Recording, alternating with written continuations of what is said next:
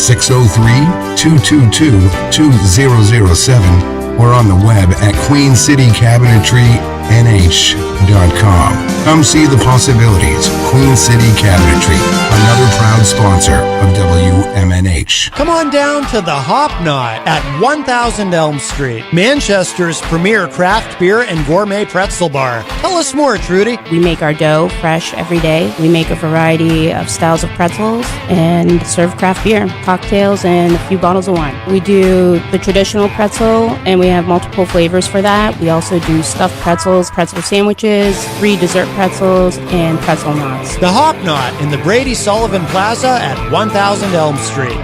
Clemento's Pizzeria, family friendly, awesome for a date night. Clemento's Pizzeria. For delivery, call 603-782-8450. Clemento's Pizzeria, the best pizza in town. 1875 South Willow Street in Manchester, New Hampshire. Best cocktails around. Come in as friends and leave as family. You are listening to WMNH-LP, Manchester's radio, broadcasting at 95.3 megahertz frequency modulation from the top of 1000 Elm Street. Our studios are located at 1045 Elm Street and licensed to Manchester Public Television Service in Manchester, New Hampshire, USA. Contact us by email at wmnh953@gmail.com or through our website at wmnhradio.org.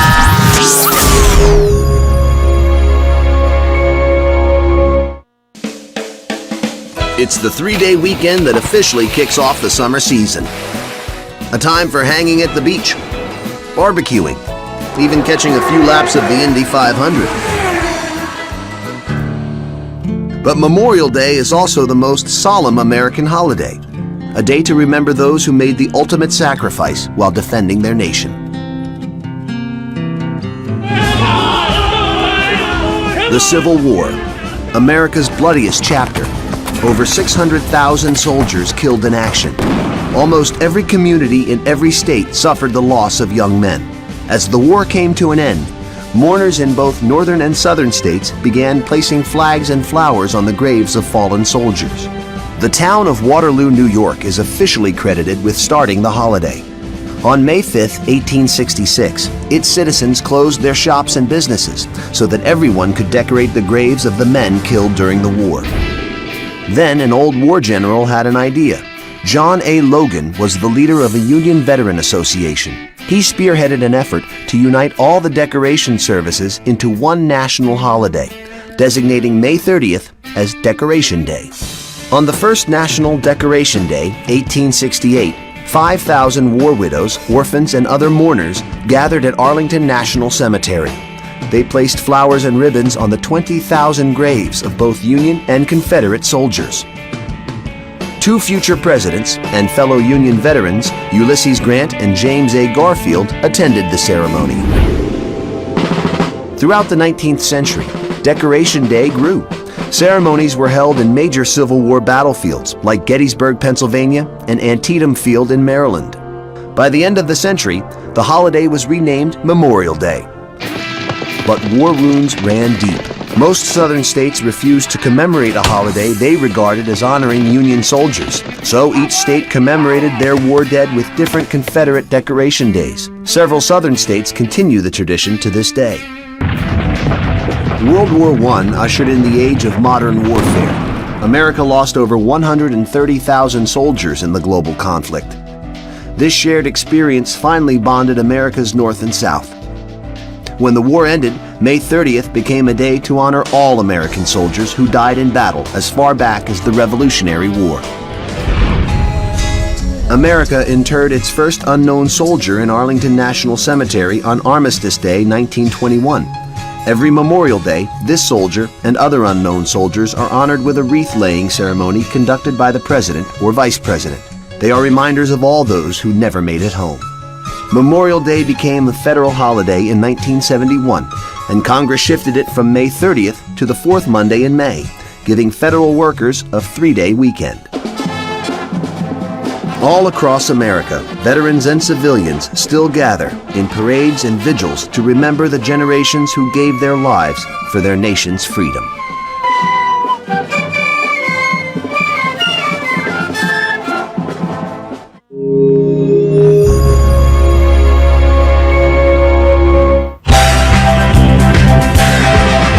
You tangle with Disney, oh but don't say gay. You're more run, you're more run. You made $1 billion deal evaporate. You're more run, you're more run. Yeah, you're scared of Trump. Yeah, you're a nasty grump, spewing hate out on the stump. You're more run, you're more run. You think banning books is gonna get you votes? Your doo-doo run, your doo-doo run. It's gonna make the GOP go up in smoke. Your doo-doo run, your doo-doo run. Yeah, that shit don't fly. Yeah, 'cause woke's alright. Gonna lose in a huge landslide. Your doo-doo run, your doo-doo run. You forced birth on women after just 6 weeks. You're so wrong, you're so wrong. You signed the bill in secret.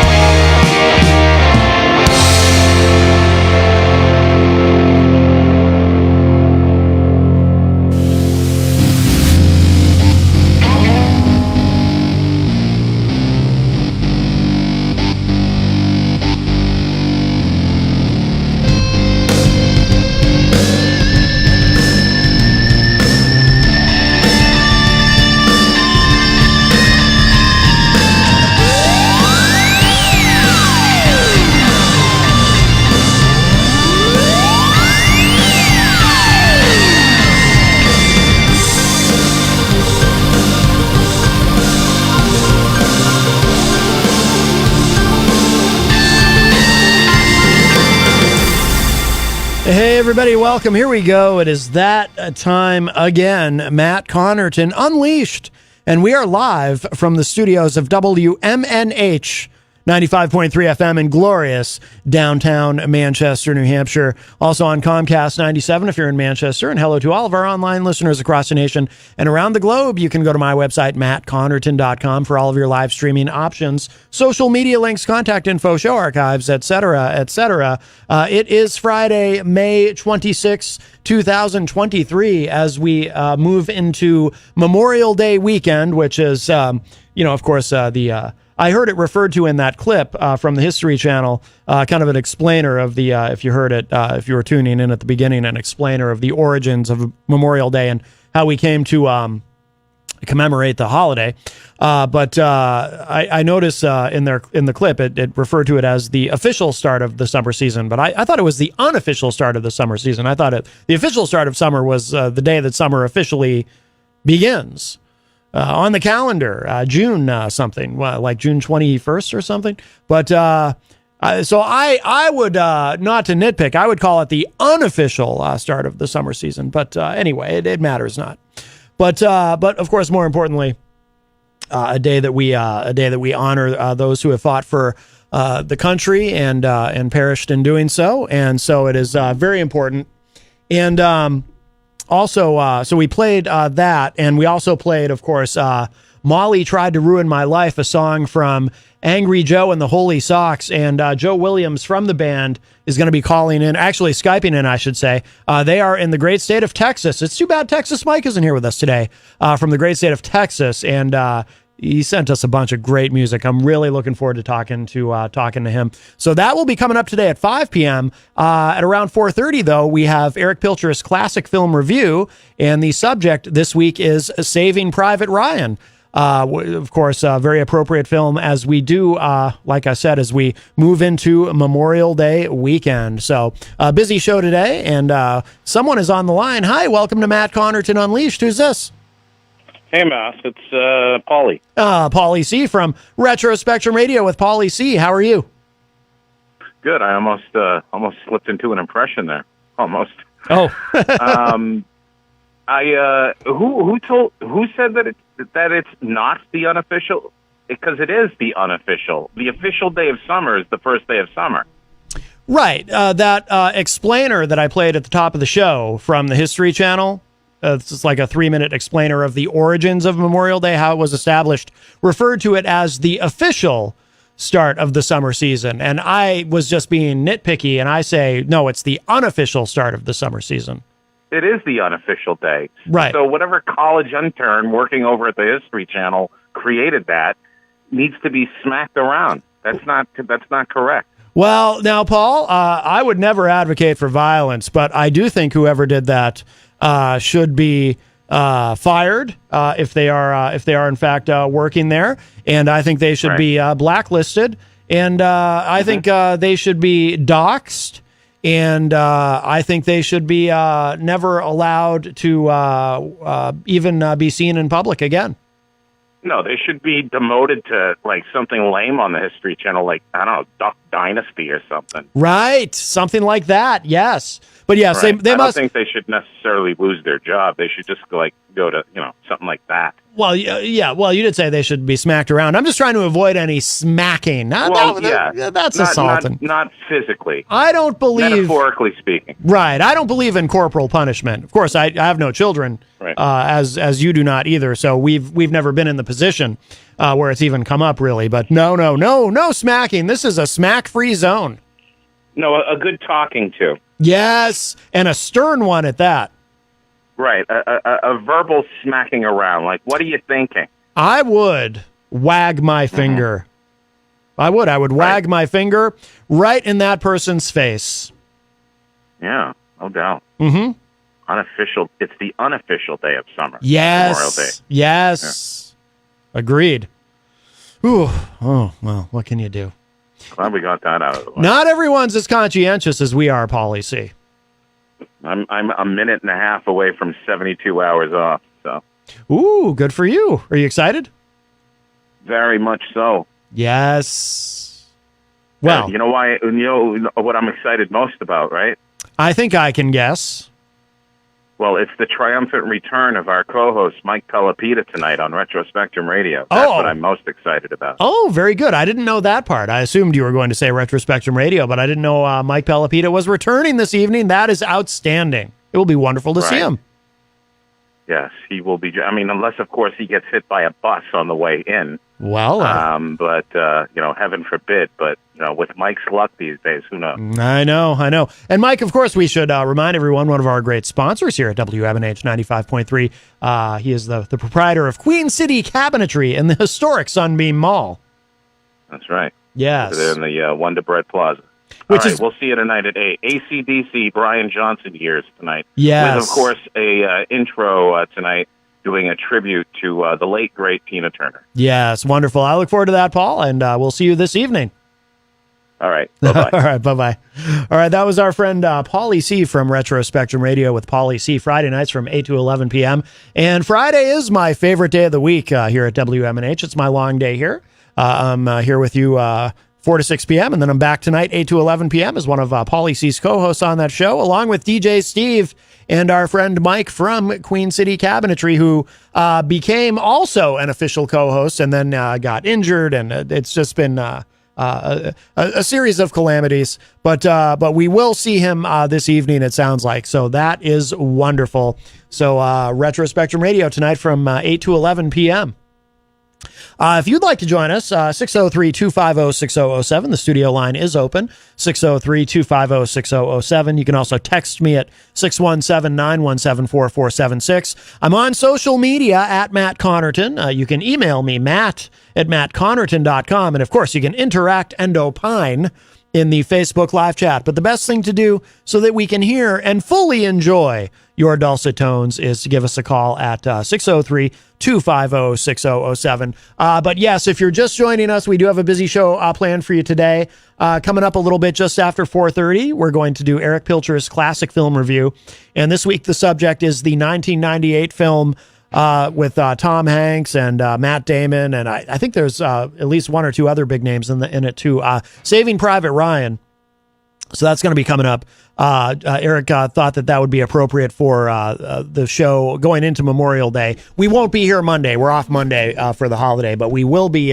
So we're going to do that today. Erich's film review, Saving Private Ryan. And then coming up at 5 p.m., we'll be joined via Skype by Joe Williams from the band Angry Joe and the Holy Socks. And really looking forward to talking with him as well. And our friend Ron is on the line. Hello, Ron. Hi, Matt. Just making chit-chat, looking forward to Pauly's show, and you answered my question that you will not be here on Monday. Yes. But did you get a chance to glance at that magazine, and did you like it? I have perused it a little bit, and I do like it. Yes, I haven't had a chance to really read it yet, but sure. Hopefully this weekend. There's some cool pictures in there, too, that I've never seen, which is always that's good, nice. Then. Very good. Yeah. So, no, I appreciate it, Ron, and I enjoyed the donuts.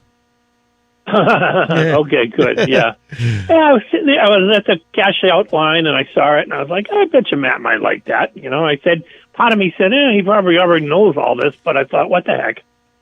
Yeah, no, it's cool though. It's cool to read some articles that I hadn't seen before and pictures that I hadn't seen before. So I appreciate it, Ron. All right, but before I let you go, one last final question: did you ever find out what those whistleblowers did wrong? Yeah, the FBI guys. That gets a little complicated, and I don't know. I know I promised we'd get to it this week, but I've been really bogged down with the debt limit. Talking about that a lot this week. So next week we will. We might have to get into that next week. But there's really two sort of concurrent big stories. One having to do with the Durham report, and the other having to do with the FBI whistleblower that you were talking about. And it's a lot to get into.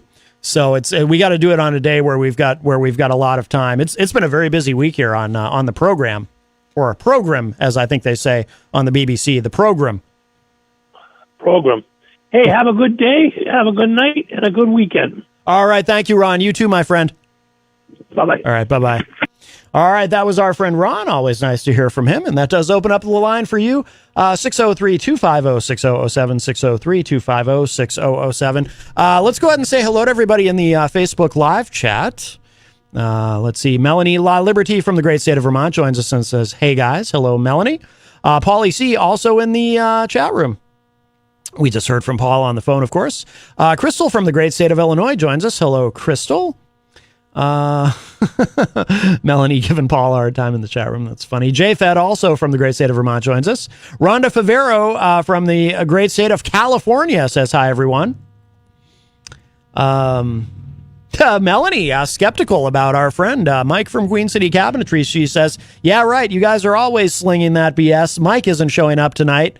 I don't know. I believe it. I'll believe it until, it gets to be showtime and he's not here. No, I do believe it. I've got a good feeling about this. Got a good feeling. Let's see.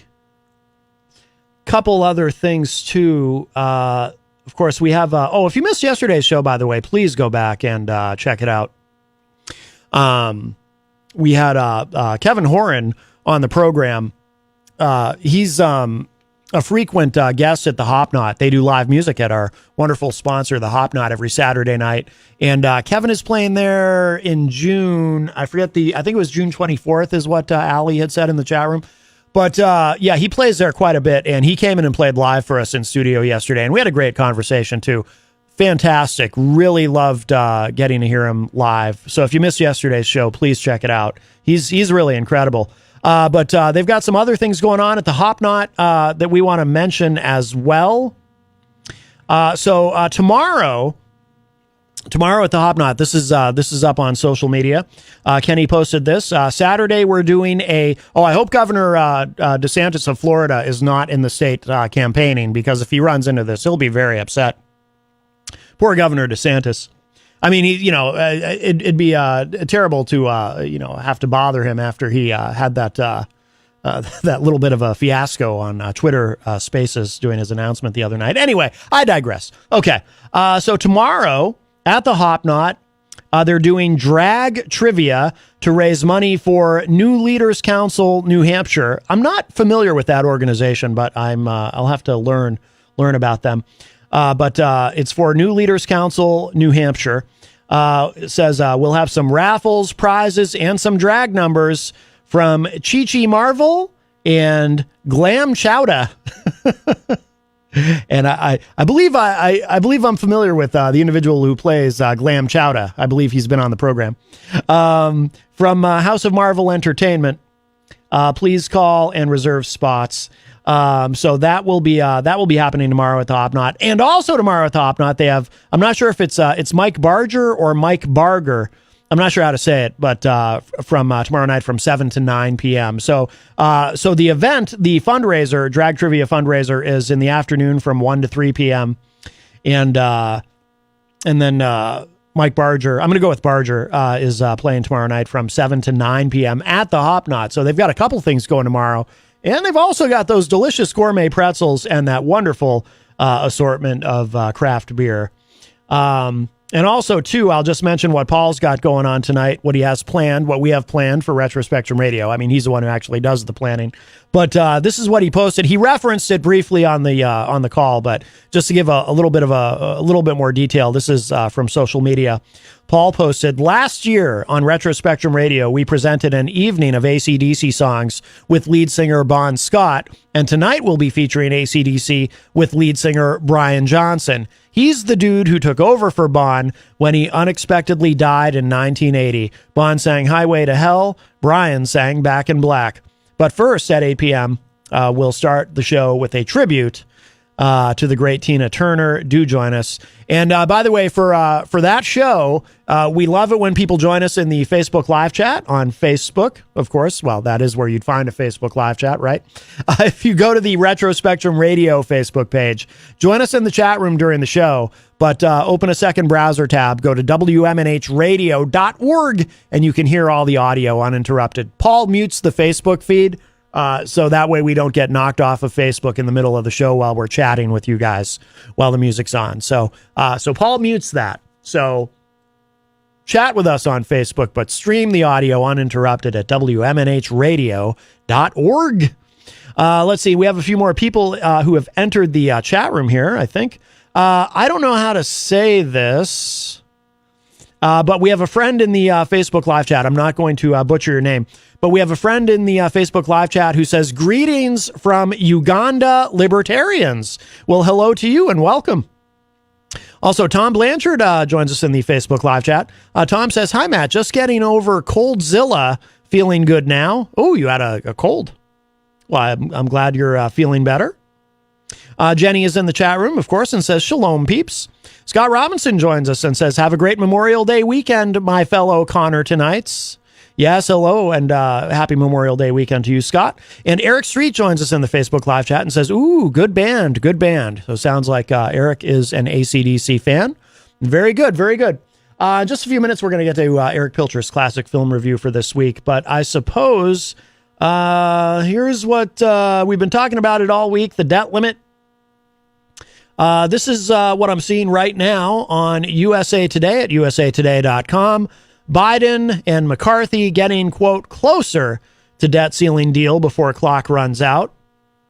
It says White House and Republican negotiators are getting closer to a deal to raise the debt ceiling before next Thursday, 6 days from now, according to a Democratic source familiar with talks, as President Joe Biden and lawmakers prepare to leave Washington for the long Memorial Day weekend.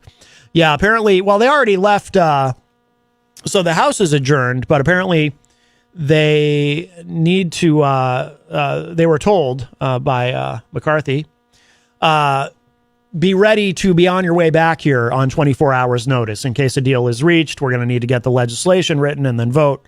There are still some hurdles. Even once they reach a deal, there's still some other hurdles to clear. Oh, Miriam Banish joins us in the Facebook live chat and says, hi there. Happy Friday. Hello, Miriam. And Biden apparently is going to Camp David, but, you know, he can be, I mean, when you're the president, you can really work from anywhere, but he won't be far. I mean, he can be brought back to the White House in a matter of minutes, really, from Camp David. So it says here, the two sides working into Thursday evening made progress on annual spending caps. One of the main sticking points in negotiations, according to the source. A potential compromise would cap annual discretionary spending for 2 years, less than the 6 years Republicans have sought, but essentially keeping spending levels flat for domestic programs. The deal would raise the debt ceiling, which sets a limit on how much the government can borrow through the end of 2024. In another concession to Republicans, a deal in the works would roll back $10 billion of the $80 billion in IRS funding approved in Biden's Inflation Reduction Act last year that was designed to crack down on wealthy Americans and corporations that evade taxes. A report from Reuters said Biden and House Speaker Kevin McCarthy were $70 billion apart on discretionary spending in a slimmed-down bill expected to emerge that will detail top-line numbers for yearly spending. McCarthy has said he wants to spend less in the next fiscal year than last year. The White House declined to comment. Biden said in remarks Thursday, quote, they're making progress. I've made clear time and again that defaulting on our national debt is not an option, unquote. Biden is racing to reach a deal with House Republicans demanding budget spending cuts to get their support to raise the debt ceiling before next Thursday, which Treasury Secretary Janet Yellen has said is the earliest date for a possible default. Thorny issues remain, Republicans say. The White House and House Republicans sounded more optimistic Thursday than earlier this week when McCarthy said sides were still far apart. White House Press Secretary Karine Jean-Pierre said White House negotiations have had productive discussions with Republicans and reiterated that the only path forward is bipartisan legislation that gets support from lawmakers in both parties.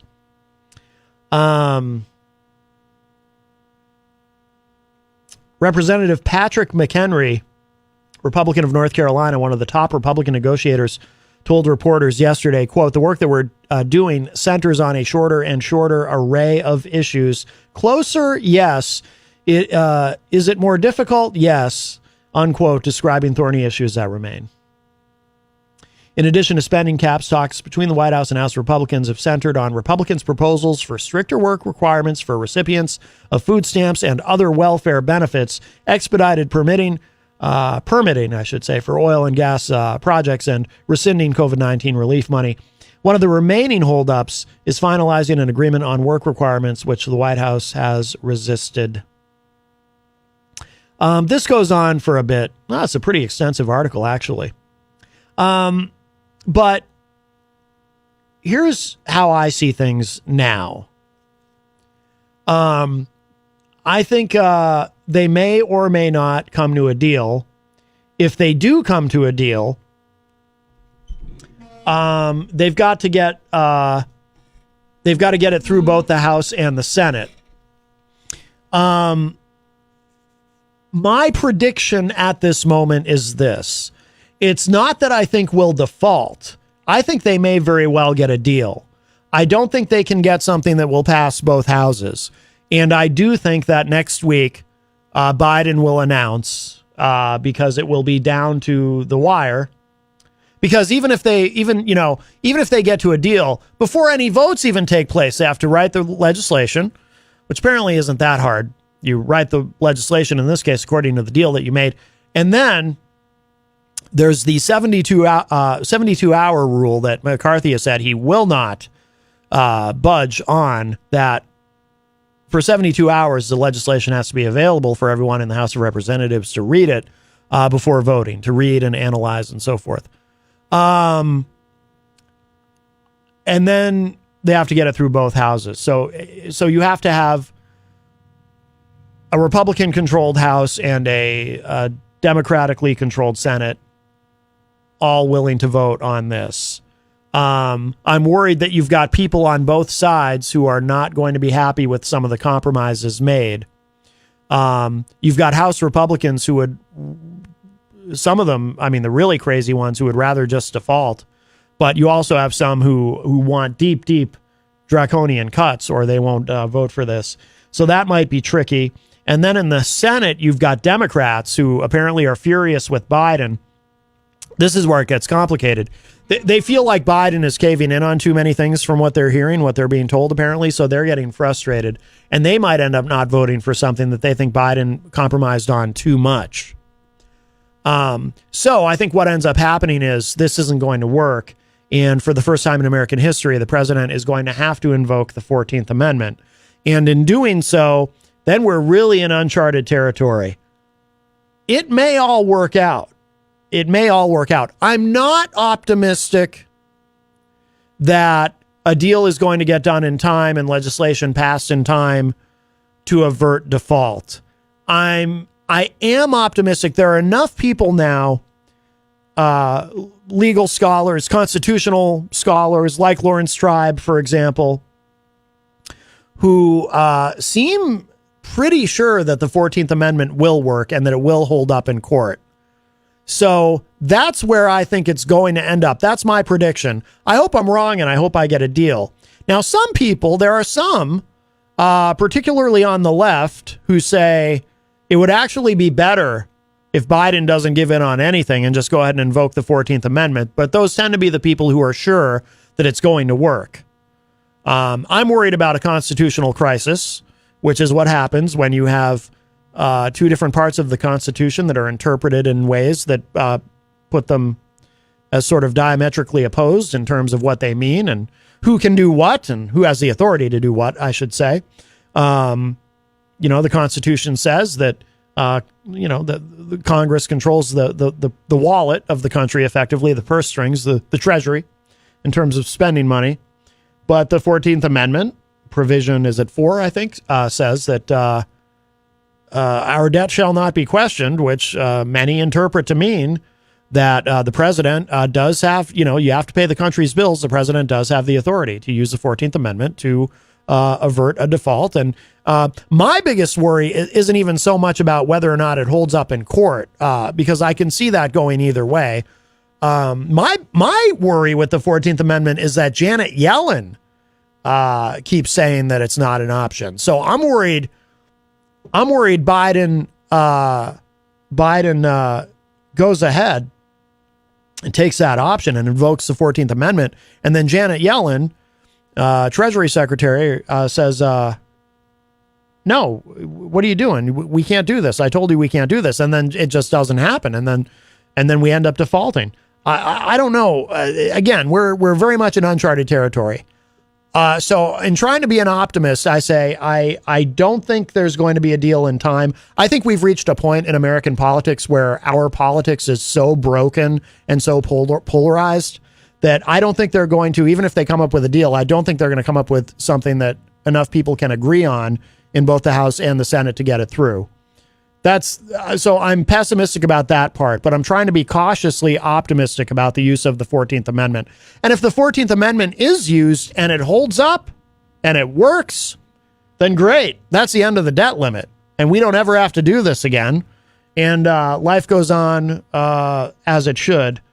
But so that's because I have no doubt that White House lawyers right now are trying to figure out and trying to map that out, exactly what that's going to look like if that option needs to be used.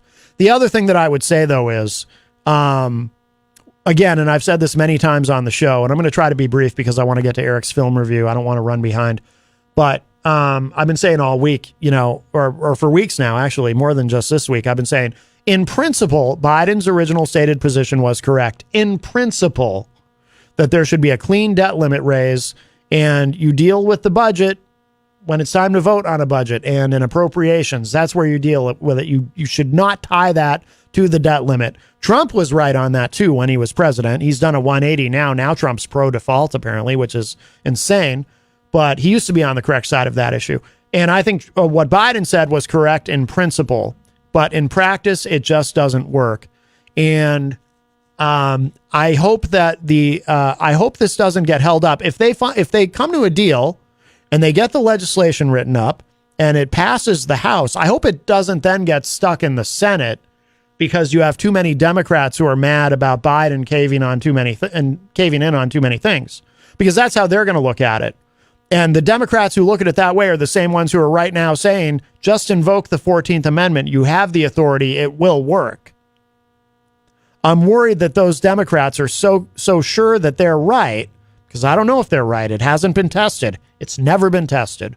But I'm worried that those Democrats are so certain that that it will work that they're going to vote against this bill. They're going to be the ones ultimately torpedoing it because they think Biden gave away too much. And to them and to President Biden, I would say this. I have an analogy for you. I understand some of those cuts are a bitter pill to swallow that the Republicans want.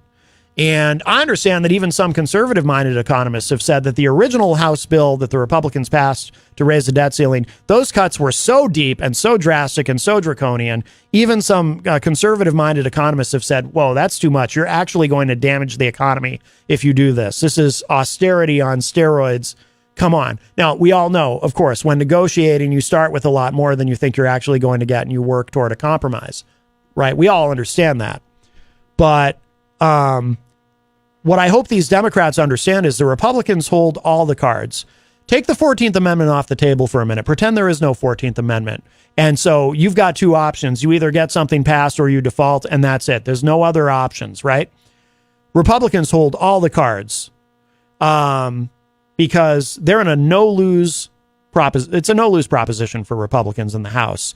If they get some of what they want, they can crow about that. They lowered spending, and that's going to look great in all of their campaign ads and whatnot.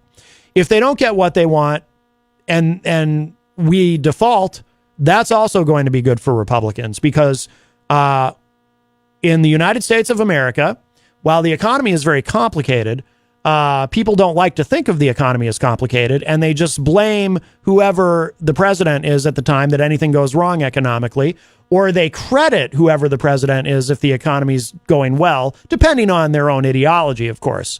If the economy's going well, but you don't like the guy in office, then you don't say anything, and the inverse is also true. But people, a perfect example, 1992, George H.W. Bush sent our troops in to kick Saddam Hussein out of Kuwait, ended up with a 90% approval rating because that operation was so successful. 90%, the highest ever recorded approval rating in history for any president of the United States. Hasn't been beaten since. Everybody thought he's unbeatable. He'll easily win a second term. Next thing you know, economy falls off a cliff. We go into a pretty bad recession, and Bill Clinton is being elected president, beating the guy who everyone thought was unbeatable because of the first Gulf War, because of how well it went. So, and there are a lot of arguments that could be made that, you know, what happened to the economy had nothing to do with the policies of the George H.W. Bush administration, but the buck stopped with him, so he ended up paying for it. So Republicans know the country, because they like to, everybody thinks about the economy in such a partisan, ideological, and hyper-simplified way. You know, swing voters will say, you know, I mean, Republicans will blame Biden. Democrats, in large measure, will not, but swing voters will. And that's it. If we go into default and we destroy the global economy, it will be terrible, but they know at least they'll get the White House back in 24. That's one way Trump is guaranteed a victory in 24, is if the economy crashes under Biden because of a default. So Republicans hold all the cards. If you were in a car going at a very fast speed and you're driving along and you're coming toward a cliff, and all of a sudden you realize you don't have control of the car anymore because the brakes go out, as you're going toward that cliff, you see a tree. You see a large tree. You've got two choices. You have no brakes and you're going at a fast rate of speed and it's too late to turn around. You either go over that cliff or you drive into that big tree that you know is going to stop you, but you're going at a very high rate of speed. Driving into that tree might kill you. You better hope that that airbag deploys. If the airbag deploys, you'll probably be okay. Otherwise, you're screwed. But if you go over the cliff, you're definitely dead. What I would say to Democrats is this: understand, you're either going to go over that cliff or you're going to drive into that tree. Aim for the tree. It sucks. I know. I get it. Aim for the tree. These are your choices, because the other side doesn't care. Ultimately, they're going to win either way. Aim for the tree if that's all you can do. And on that happy note, Jenny said in the chat room, and where is Biden? Headed to Delaware to enjoy the holiday. His ass isn't worried about not having the money for rent, food, friggin' meds. No, I think he is worried because he knows he's going to get blamed if we go into default. I will say, I mean, it's he can be back in Washington. You know, Biden isn't negotiating. The negotiators are negotiating. You know, Kevin McCarthy isn't negotiating. The negotiators are negotiating. I don't think the optics of it are good, though. To your point, Jenny, I don't think the optics of it are good. I think he should just stay in Washington, but he won't be going far. I mean, he can go from Camp David back to the White House in, like I said, minutes. It's a short trip, but the optics are bad. He should stay home. Just like, and by home, I mean the White House. I don't mean Delaware. And I don't think the House should have adjourned for the weekend either. That also looks bad. Anyway, exciting times. I don't think let me just leave the subject this way for now. I am optimistic that it's going to be okay, because I do think the 14th Amendment will work, just based on everything that I've read, or at least it'll work temporarily. And while the 14th Amendment is in place, before it gets knocked down in court, hopefully then some sort of a deal is made to raise the debt ceiling. And in the interim, before the 14th Amendment gets struck down. So I think it'll be okay that way. But I think that's my prediction for how this goes. There you go. All right, let's get to it. This is a very popular segment on the show. This is Erich Pilcher's classic film review. Again, this week he has chosen the film Saving Private Ryan for Memorial Day, as we go into Memorial Day weekend. And then when we come back in the second hour, we're going to have Joe Williams from Angry Joe and the Holy Socks joining us, Skyping in all the way from Texas. And I really love the music that they're doing, so I look forward to talking to him. All right, here it is, Erich Pilcher's classic film review of Saving Private Ryan. Ryan Boyd, no doubt by now you have received full information about the untimely death of your son. No words of mine. Our outcome has felt his loss tremendously. He was a fine soldier, and he believed very strongly. It's no secret anymore that we were involved in one of the most important operations of this war. I was the one who held us all together. He was always the first volunteer. Came to a clearing near a road where over 4,000 troops passed. Husband served Aaron spotted dangerous duty is the place itself. In which we all cherish and hold so dear. The loss of Lee and others like him is a distinct blow. I fully understand your desire to learn as much as possible regarding the circumstances. Please, yourself.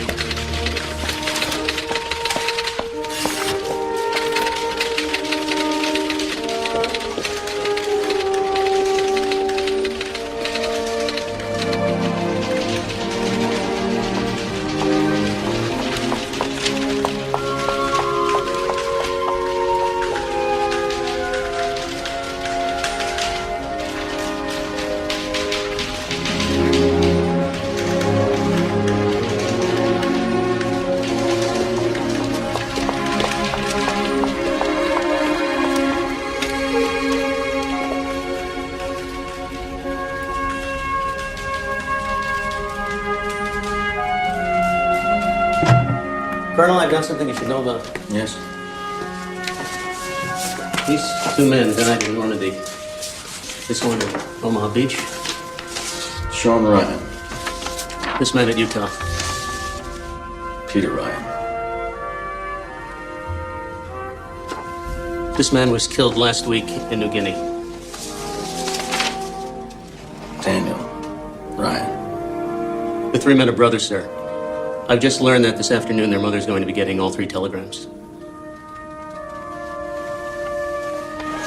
That's not all. There's a fourth brother, the youngest. He parachuted in with the 101st Airborne night before the invasion. He's somewhere in Normandy. We don't know where. Is he alive? We don't know. Come with me.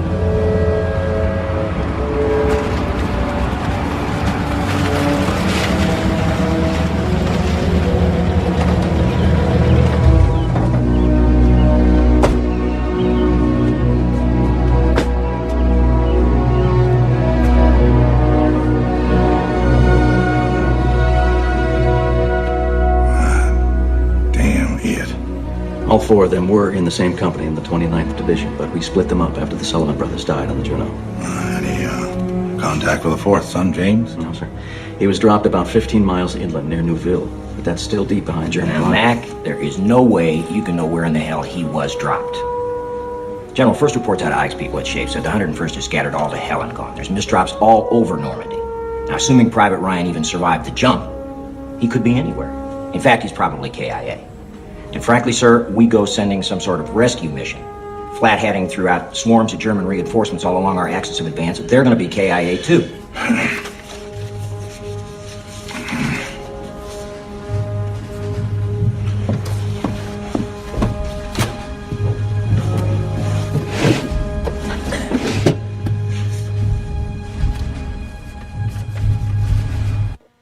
That heart-wrenching, tragic scene you just heard was and is a reality of war. Mothers and fathers lose sons, sons and daughters lose fathers, and families lose loved ones, all to defend our freedoms that we should hold in the highest regard.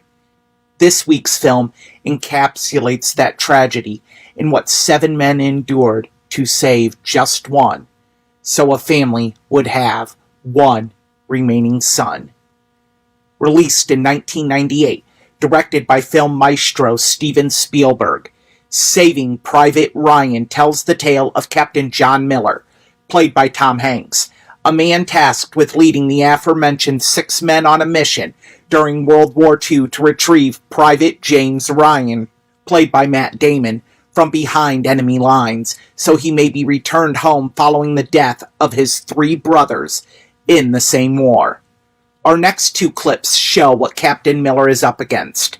After getting their orders, Miller's group is against the mission. They do not understand what is so important about risking their lives for one soldier. That is when Captain Miller explains how gripes work in the military. And then, Captain Miller explains why this mission is important. It is because of the detachment he feels from the person he was at home. And in order to get rid of that detachment, he has to return home to his family. You want to explain the math of this to me? I mean, where's the sense of risking the lives of the 8 of us to save one guy? 20 degrees. Anybody want to answer that? Private, think about the poor bastard's mother. Hey, Doc, I got a mother, all right? I mean, you got a mother, Sarge's got a mother. I bet even the captain's got a mother. Well, maybe not the captain, but the rest of us got mothers. There's not a reason why there's but to do and die. La la la la la la la la la la la la la la. Because that's supposed to mean corporal, huh? We're all supposed to die, is that it? Nothing's talking about our duty as soldiers. Yes, sir. We all have orders and we have to follow them. That supersedes everything, including your mother's. Yes, sir. Thank you, sir. Even if you think the mission's FUBAR, sir?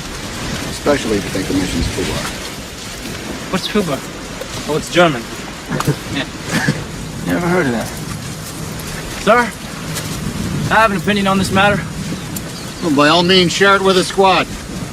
Well, from my way of thinking, sir, this entire mission is a serious misallocation of valuable military resources. Go on. Well, it seems to me, sir, that God gave me a special gift, made me a fine instrument of warfare. Driving, pay attention now. This is the way to gripe. Continue, Jackson. Well, what I mean by that, sir, is he used to put me and this here sniper rifle anywhere up to and including 1 mile of Adolf Hitler with a clear line of sight, sir. Pack your bags, fellas. War's over. Amen. Oh, that's brilliant, Bumpkin. Hey, so, Captain, what about you? I mean, you don't gripe at all? I don't gripe to you, Ryben. I'm a captain. There's a chain of command. Gripes go up, not down. Always up. You gripe to me. I gripe to my superior officer, so on, so on, so on. I don't gripe to you. I don't gripe in front of you. You should know that as a ranger. I'm sorry, sir, but let's say you weren't a captain, or maybe I was a major. What would you say then? Well, in that case, I'd say this is an excellent mission, sir, with an extremely valuable objective, sir. Worthy of my best efforts, sir. Moreover, I feel heartfelt sorrow for the mother of Private James Ryan, and willing to lay down my life and the lives of my men, especially you, Ryben, to ease her suffering. He's good.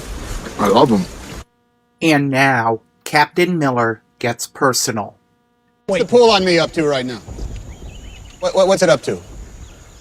Wait, is it $300? Is that it? 300? I'm a school teacher. I teach English composition. This little town called Adley, Pennsylvania. The last 11 years, I've been at Thomas Alva Edison High School. I was a coach of the baseball team in the springtime. Back home, and I tell people what I do for a living. They think, well, now that figures. But over here, it's a big mystery. So I guess I've changed some. Sometimes I wonder if I've changed so much, my wife is even going to recognize me whenever it is I get back to her. And how I'll ever be able to tell her about days like today. Ryan, I don't know anything about Ryan. I don't care. Man means nothing to me. It's just a name. But if going to Ramel and finding him so he can go home, if that earns me the right to get back to my wife, well, then that's my mission. You want to leave? You want to go off and fight the war? All right. I won't stop you. I'll even put in the paperwork. I just know that every man I kill, the farther away from home I feel. There are very many aspects that make soldiers that have served or currently serving the epitome of heroes. And those that have made the ultimate sacrifice, they supersede hero status. One of those aspects is a sense of duty. We have heard this throughout our clips thus far. In our next one, it is even more evident. Upon locating Private Ryan, Miller tries to get him to abandon his post. Despite learning his brothers are dead, despite the low success rate of maintaining the post, he refuses to leave because his orders tell him he must stay. This scene concludes with a powerful speech by Commander Mike Horvath that sets the stage for the climactic final battle in this film. Your brothers were killed in combat.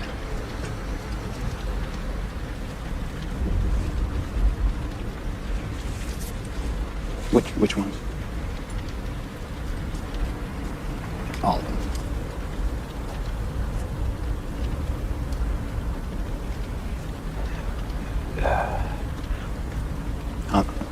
On the level? Yeah, I'm afraid so. You might want to take some time with this if there's some place you want to go. And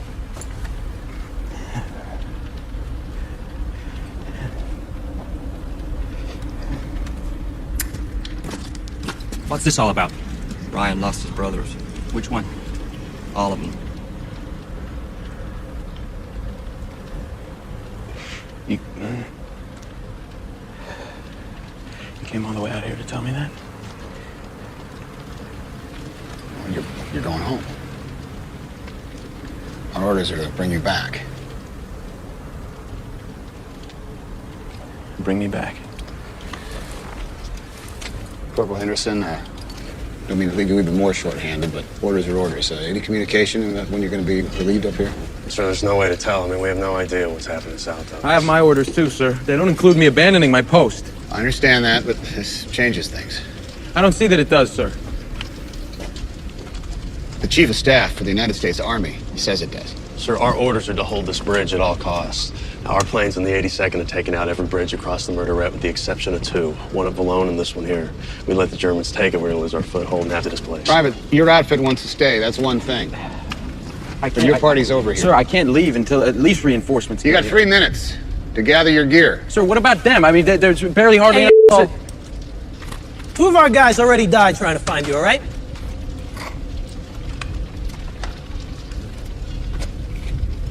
Sir. That's right. What were their names? Arwen Wade and Adrian Caparzo. Wade and... Caparzo.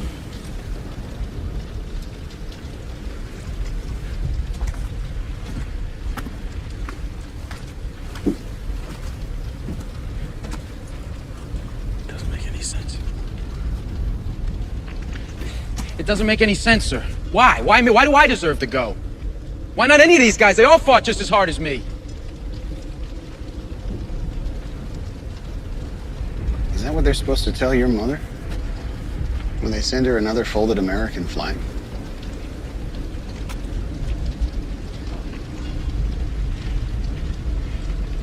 Tell her that when you found me, I was here, and I was with the only brothers that I have left. And that there's no way I was going to desert them. I think she'll understand that. There's no way I'm leaving this bitch.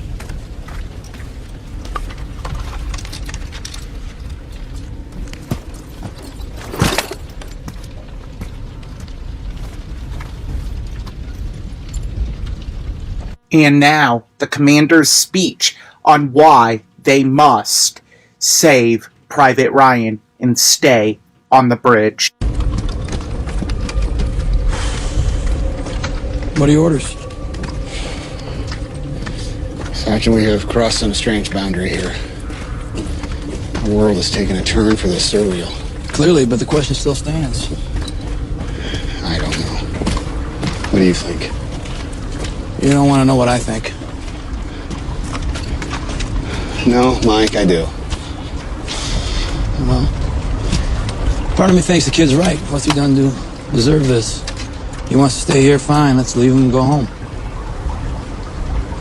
Yeah. But another part of me thinks, what if by some miracle we stay and actually make it out of here? Someday we might look back on this and decide that saving Private Ryan was the one decent thing we were able to pull out of this whole god-awful mess. That's what I was thinking, sir. Like you said, Captain. We do that, we all earn the right to go home. Brother. This film has been heralded since its release. Veterans of World War II have said it's the most realistic depiction of the battles that were fought. This includes the 25-minute opening battle scene on the beaches of Normandy.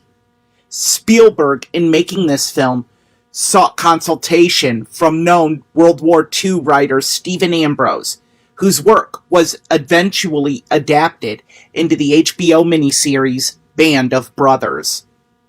Its reception was also of note. It was the second highest grossing film of 1998, earning $481.8 million. It was the highest grossing video rental of all time. It garnered 5 Academy Award nominations, including Best Picture, Best Actor for Hanks, and Best Director for Spielberg. It won 3, including Best Director. The fact that it did not win Best Picture, Shakespeare in Love took home the award that year, is considered one of the greatest upsets in the history of the Academy Awards. This is not just a simple war movie, or even a great war movie. It is one of the greatest films ever made of any genre, bar none. Its realism, performances, and everlasting legacy make it a film that truly shows us what Memorial Day is for. Remembering those that made the greatest sacrifice for every citizen of this great country. This film is the epitome of showing us that it must be seen by everyone at any time. I hope you join me next week when we will look at the classic James Dean performance, Rebel Without a Cause. To close and honor those this weekend that made that ultimate sacrifice so we all may sleep comfortably in freedom and have the rights we cherish. I feel it appropriate to share the words that truly speak on the sacrifice these brave men and women made and continue to make, spoken by then President Ronald Reagan in 1985. For WMNH and Matt Connarton Unleashed, this has been a classic film review with Erich Pilcher. Some time back, I received, in the name of our country, the bodies of 4 Marines who had died while on active duty. I said then that there is a special sadness that accompanies the death of a serviceman, for we're never quite good enough to them.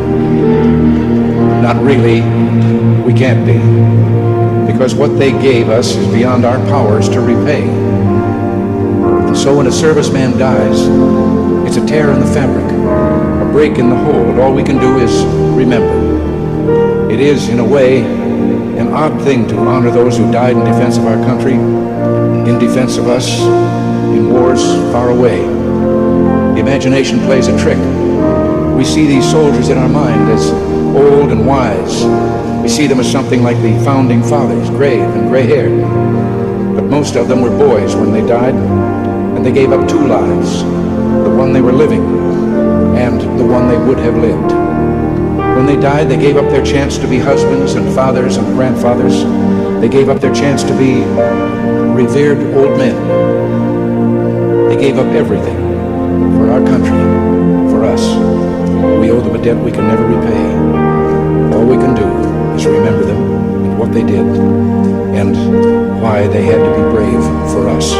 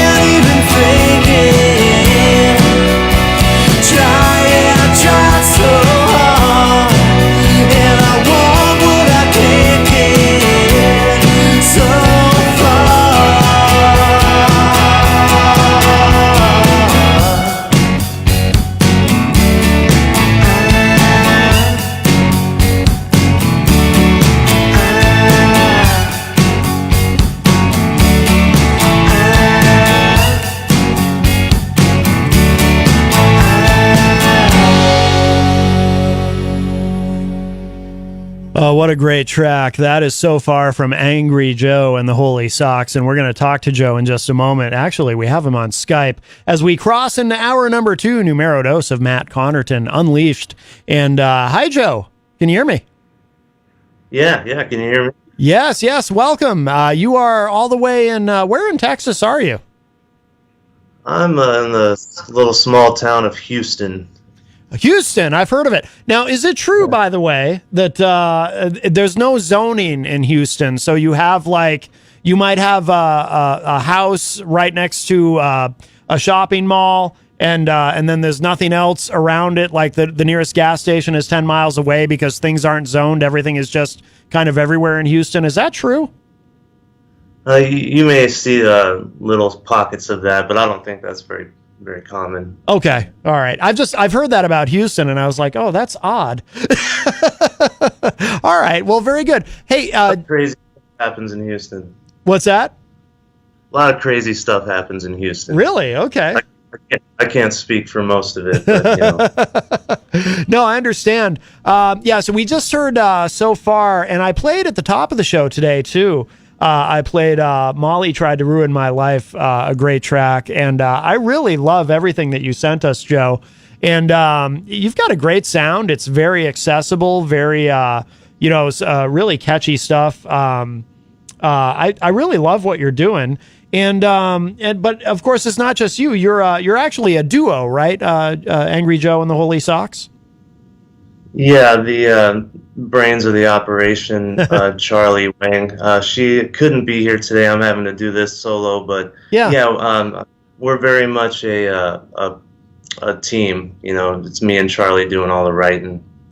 Now, when you play live, is it because I noticed one of the things that she does is she plays drums.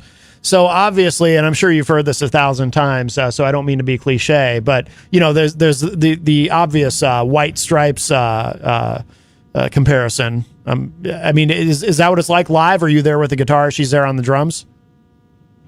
It depends on the setting. Yeah. Sometimes we'll get other musicians that are good friends that we know to fill in the whatever. Sometimes Charlie will get up on the viola or the violin, and and we'll just play acoustic that way as well sometimes. So. Oh, okay. Yeah, but we can try to cover all the bases. Yeah.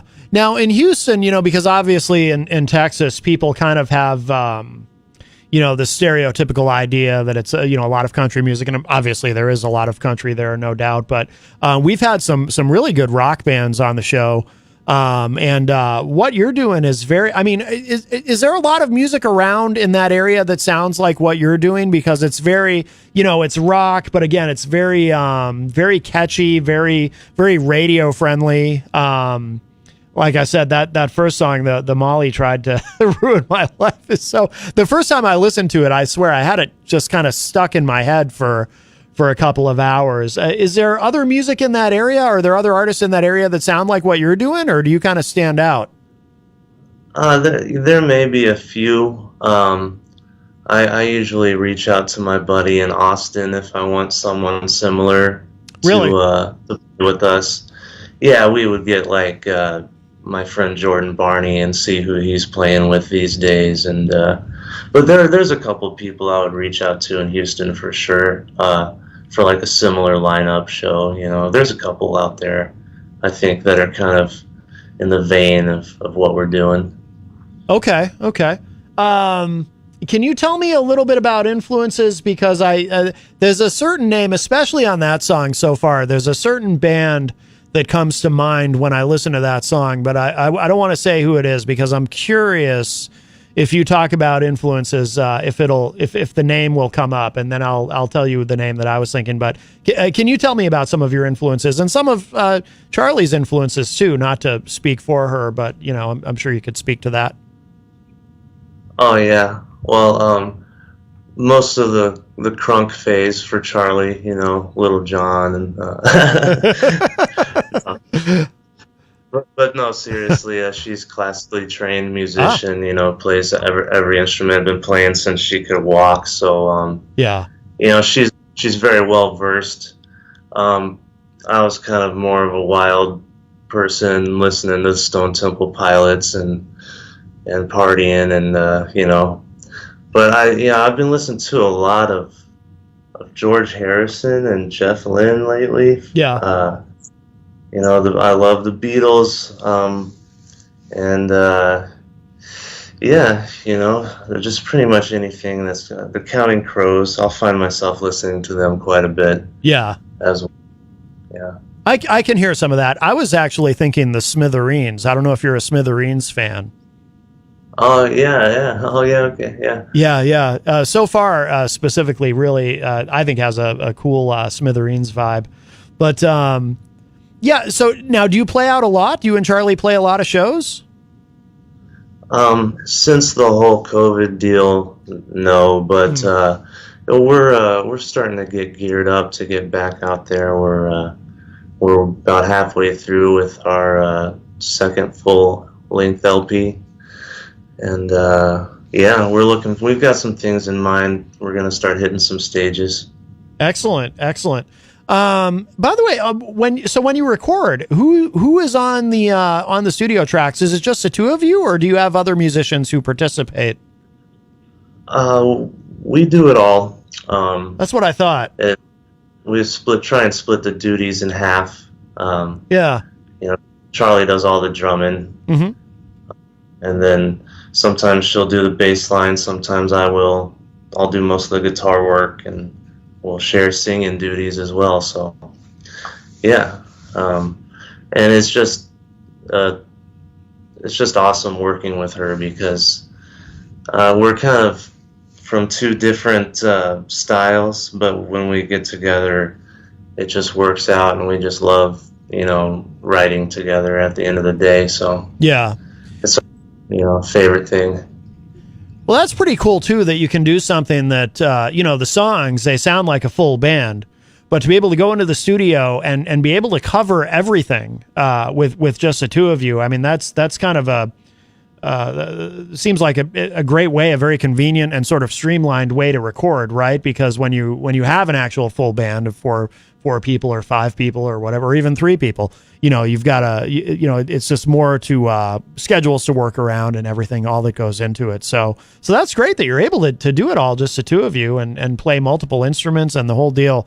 That's awesome. Do you go to, is there a studio in the area that you go to, or is that all DIY, or what's your recording process like? Well, we started out working with a producer named Justin Rose up in Buffalo, New York. Oh. And he did the first self-titled EP, and he did Kicking Rocks, the LP. But this most recent one, we've been going to Austin, Texas, to a studio called Hen House, and we've had a great musician and friend of mine, Jordan Barney, has been producing it. So. Okay. Oh, very good. Very good. So I have to ask you an obvious question. Where does the name Angry Joe come from? I got to tell you, you don't seem like an angry guy, but I don't know what lurks beneath. where does that come from?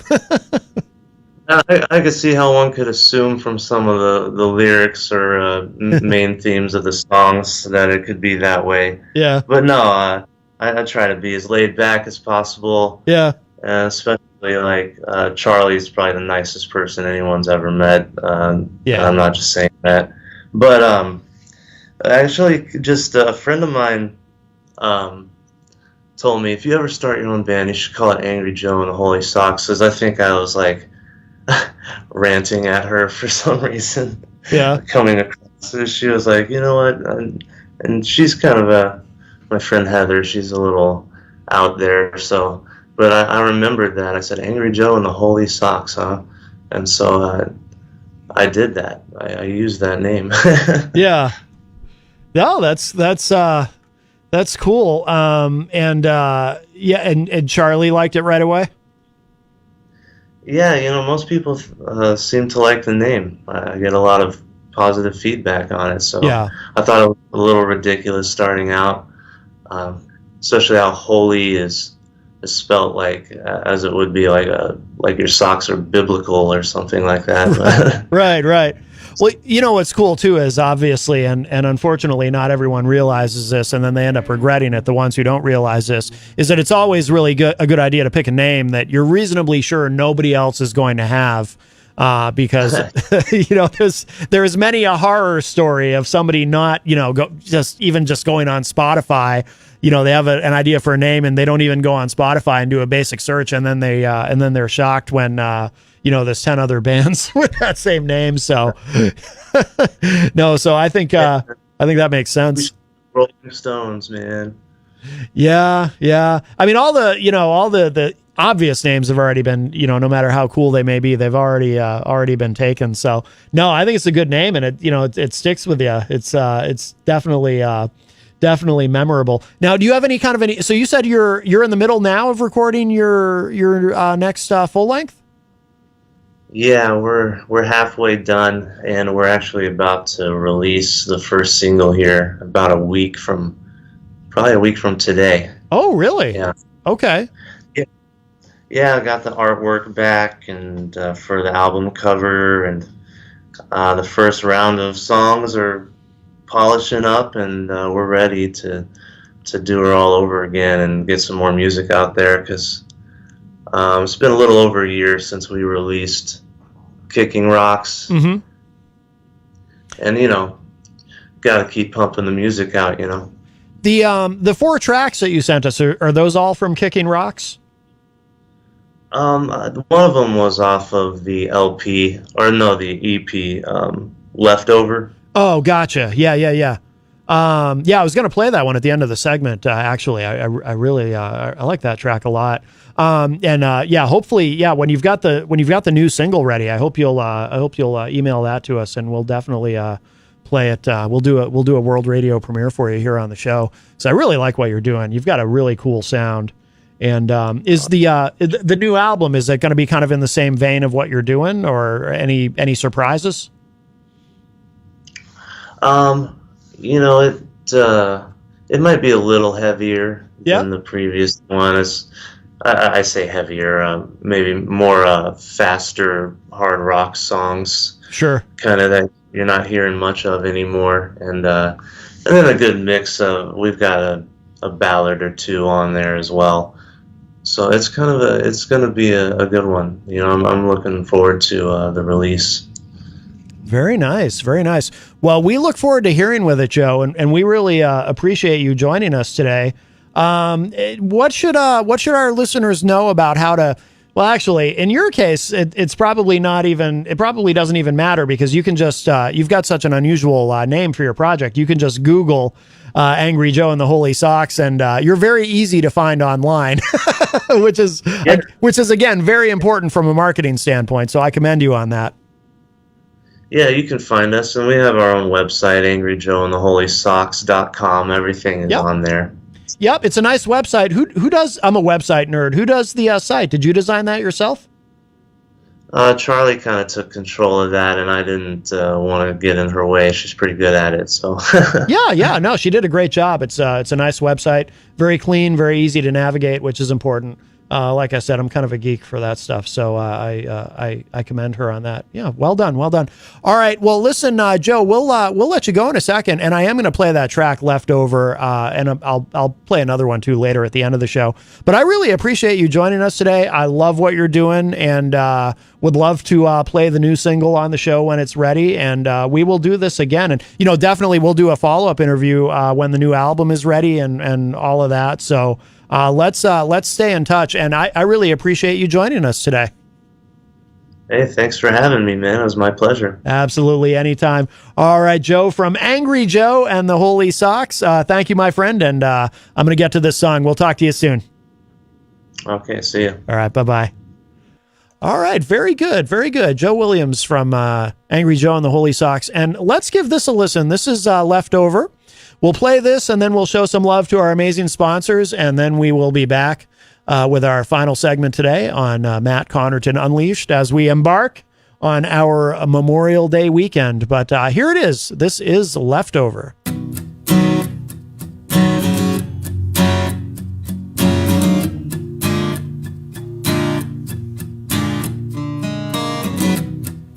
thought about you. Your favorite flavor was blue, and I'll never see you again.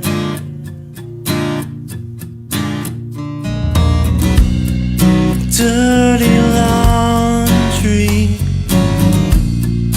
it's beyond me how I could have ended up so sad.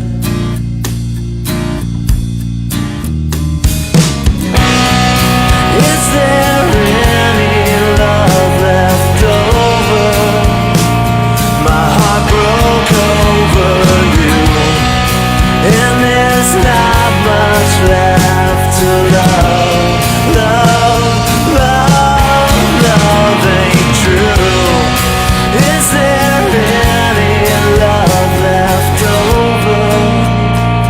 My heart broke right in two, and there's not much left to love. Oh, love ain't true.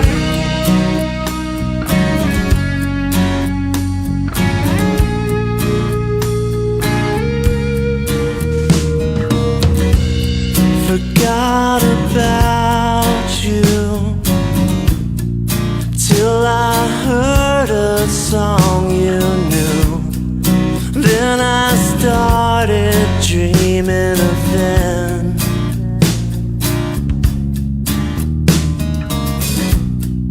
Dirty dishes, all my wishes came true. Then I woke and started living again.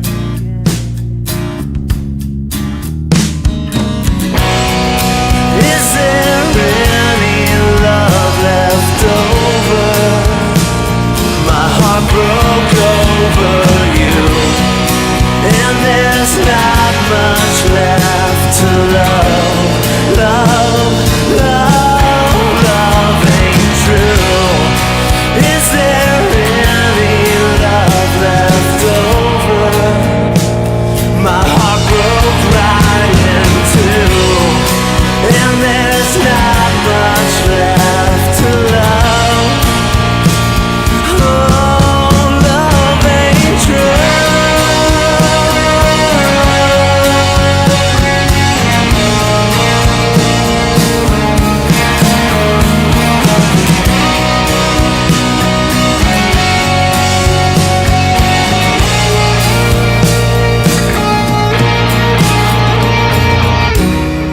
Is there any love left over? My heart broke over you, and there's not much left to love. Love ain't true. Is there any love left over? My heart broke right in two, and there's not much left to love. Oh, love ain't true.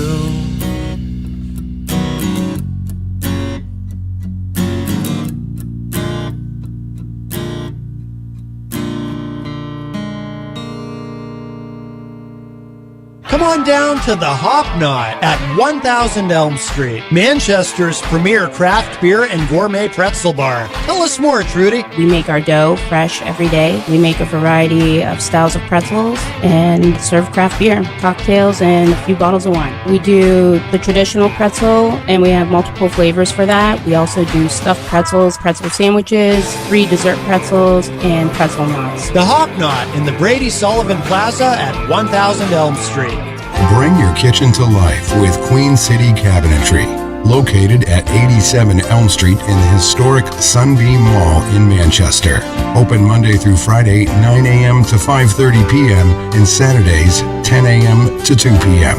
They can be reached at 603-222-2007 or on the web at queencitycabinetrynh.com. Come see the possibilities. Queen City Cabinetry, another proud sponsor of WMNH. Clemento's Pizzeria, family friendly, awesome for a date night. Clemento's Pizzeria. For delivery, call 603-782-8450. Clemento's Pizzeria, the best pizza in town. 1875 South Willow Street in Manchester, New Hampshire. Best cocktails around. Come in as friends and leave as family. This hour on WMNH is sponsored by CGI Business Solutions, located at 5 Dartmouth Drive in Auburn. They serve all your business needs, including employee benefits planning, corporate design and business administration, investments and wealth management, and customized business insurance solutions. Their phone number is 866-841-4600 or on the web at cgibusinesssolutions.com. WMNH, rip the knob off.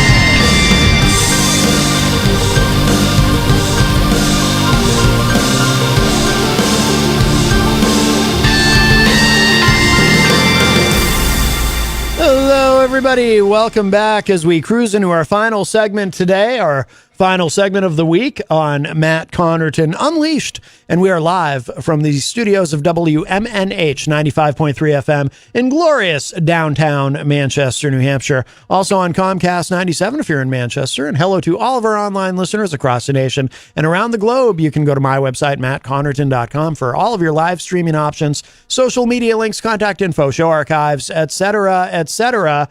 Today is, of course, Friday, May 26, 2023. The Friday as we go into, of course, Memorial Day weekend. We will not be here Monday, by the way, for anyone who's wondering. We will be off for the holiday, but happy Memorial Day, everybody. And I hope you enjoy your weekend. And, you know, it's kind of the unofficial start to summer as we discussed earlier. But, of course, also we should remember what the day is really about. And again, thank you to our friend Erich Pilcher, who does this classic film review. And this week he chose, of course, the 1998 film starring Tom Hanks, Saving Private Ryan, and did an excellent job on that. We also talked to, not relevant specifically to Memorial Day, of course, but we did talk to Joe Williams from Angry Joe and the Holy Sox, great band from Houston, Texas, or a duo, actually, and really enjoyed talking with Joe. I love their music. We've played a few songs. We'll probably close out today's show with one more track from them. But really great stuff, great sound. So thank you to Joe Williams for joining us today as well. If you'd like to get in with a call, the studio line is open, 603-250-6007, 603-250-6007. You can also text me at 617-917-4476. I'm on social media at Matt Connarton. You can email me, matt@mattconnerton.com. And, of course, you can interact and opine in the Facebook live chat. But the best thing to do so that we can hear and enjoy your dulcet tones is to give us a call at 603-250-6007. By the way, today is Friday, and Friday is my favorite day of the week here at WMNH. We've got this program. We've got Retro Spectrum Radio tonight from 8 to 11 p.m. I'm back for that. We also have, of course, Granite State of Mind, hosted by the great Rob Azevedo and Pauly Stone, coming up immediately after this show. And we have a call. Hi, welcome to Matt Connarton Unleashed. Who's this? Hi, Matty. It's Gary. Hey, what's up, Gary? That was some good music. Yeah. I was trying to think of the group that they they reminded me of, and you said it. Oh, the Smithereens. I couldn't. The Smithereens. I couldn't remember the name. Yeah. They have that. They have that sound.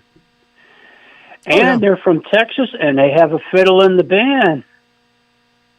Right. Well, apparently, yeah, Charlie apparently plays multiple instruments. Charlie plays fiddle. She is a fiddle in the band, and it's you got to when you play in Texas. So that's right. And and I have a question for Melanie. Mm-hmm. This is a true place. I was wondering if she knew where this place was in Vermont. It's called Tickle Naked Pond. Oh my, that sounds dirty. I was looking at some because they have these ridiculous names of places and roads. Yes. And there was one that said Over Yonder was one of the roads. So if you live someplace and ask where it is, it's Over Yonder. Mm-hmm. And then I heard this one, and it's in Vermont someplace, and it's a true place. Melanie says in the chat room, no, she does not know where that is. Oh, so I stumped her. I guess so. Yeah, it seems like a fun place to go, but I don't know. It must be with the fish in the pond or something. I'd be nervous. I'd be a little. I wouldn't go there with just anyone. Yeah, you never know around there, But oh my. Yeah, so I'm looking forward to hearing Mike. I had a real great conversation with him the other day. Yeah, he mentioned that in the chat room. Yes, of course. Mike from Queen City Cabinetry, who will be returning tonight as one of Paul's co-hosts on Retrospectrum Radio with Pauly C. It was really awesome. We had a really good, awesome talk and good.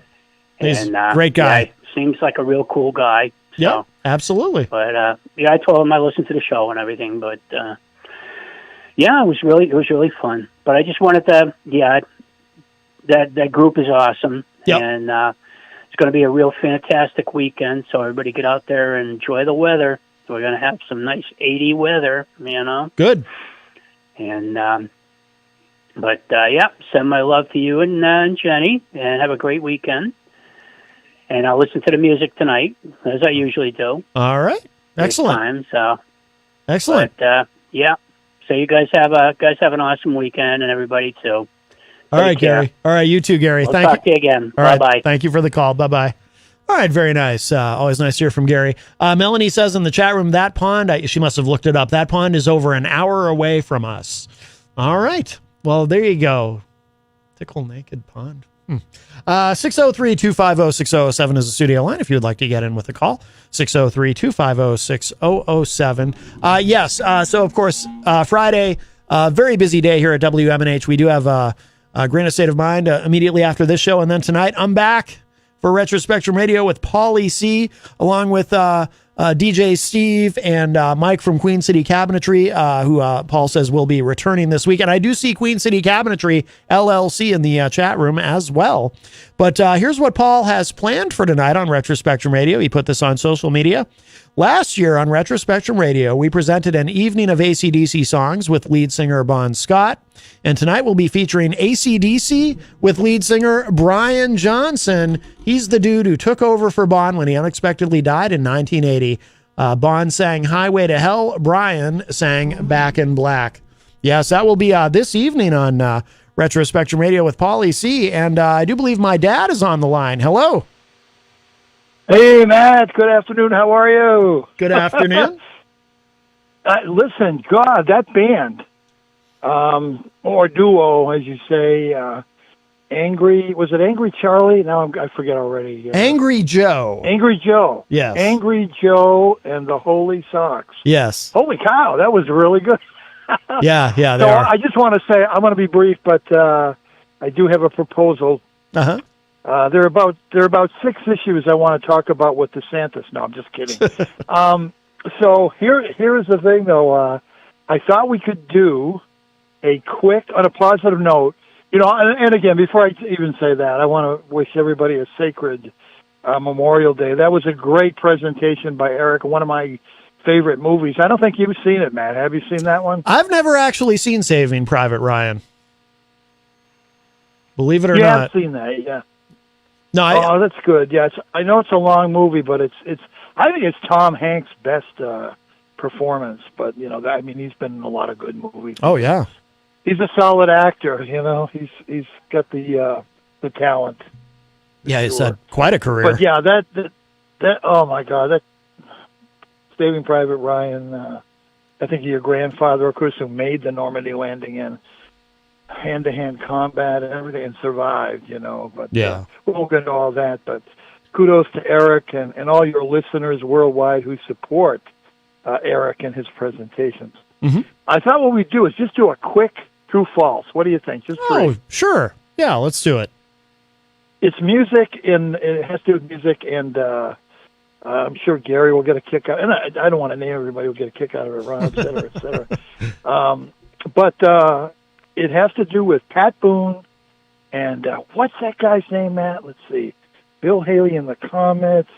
No, Elvis Presley. Oh, okay. So here we go. We'll go through the three, and then we'll go back to the one. Okay. These are not the most difficult, but we'll see what happens. Okay. Number one, true or false? By 1959, both of these wonderful in my judgment, I love them both, wonderful artists had broke all records for pop hits. Before then, it was Frank Sinatra and Tony Bennett, but they had 6, 8, 9, maybe, but they broke all records. And they almost tied. It was 41-40. 41-40, guys. And Elvis had the 41, just one more than Pat Boone. True or false? Number one. Number two, Pat Boone, who has always been someone who has faith, and he's in a church now in California called the Church on the Way. And I know, I'm a Catholic guy, but I love my Protestant brothers. They have a good reputation. Pat Boone still has a show on every Saturday night. So anyway, but Elvis was, though he had the edge with Pat on, I was going to say soul singing, on gospel music, which is soul singing in a sense. Mm-hmm. But he had the edge, but he wasn't going to church. And Pat Boone was, and Pat said, listen, I'm in touch with people like Rex Hubbard and others. We could meet them. They could bless you. We could do the salvation prayer, and you could come to church with me and others.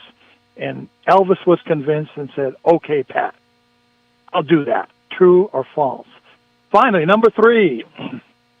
Pat, of course, had his own problems in his marriage, but he's always, been in a marriage with Shirley, whose dad was a famous country singer. I won't go into all that. Mm-hmm.